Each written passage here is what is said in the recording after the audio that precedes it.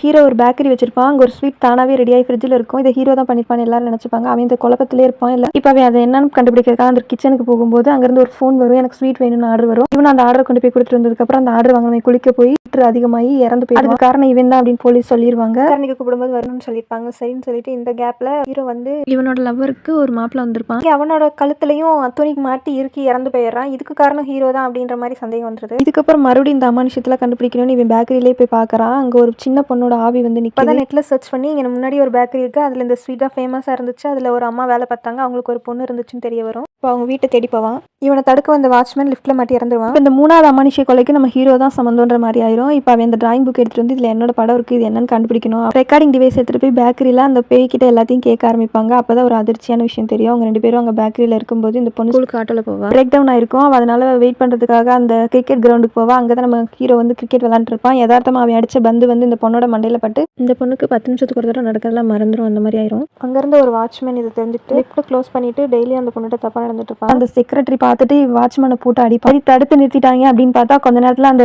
பில்டிங்கோட 20th ஆனிவர்சரின்னு சொல்லிட்டு எல்லாத்தையும் celebrate பண்ணணும்னு சொல்லியிருப்பாங்க. அந்த பொண்ணும் டயர்டா இருக்கு, நான் மேலே இருக்கேன்னு சொல்லிடுவா. நேரத்தில் அவளை காணணும் அவங்க அம்மா எல்லாத்து கதவையும் தட்டி கேட்கும்போது இங்கே வரல அப்படின்னு சொல்லிடுவாங்க. அந்த செக்ரட்டரி ரூம்ல இருந்து சத்தம் வரும். இப்போ இறந்து போன அந்த 3 பேரும் அந்த செக்ரட்டரி 4 பேரும் அந்த ரூம்ல அந்த பொண்ணு தப்பா நடந்திருப்பாங்க. அவங்க அம்மா என் பொண்ணு இப்படி பண்ணீங்கன்னு எதிர்த்து கேட்கும்போது அவங்க அம்மா பொண்ணு 2 பேத்தையும் அடிச்சு பணத்தையும் ஒன்னா பட்டா சந்தேகம் வந்துடும். அவங்க அம்மா மட்டும் குவாரியில கொண்டு போய் புதைச்சிருவாங்க. இந்த பிள்ளைய இந்த பேக்கரிக்குள்ளேயே வச்சு தீய வச்சு எரிச்சிருவாங்க. இதைத்தான் அந்த ரெக்கார்டிங்ல கேட்டிருப்பாங்க.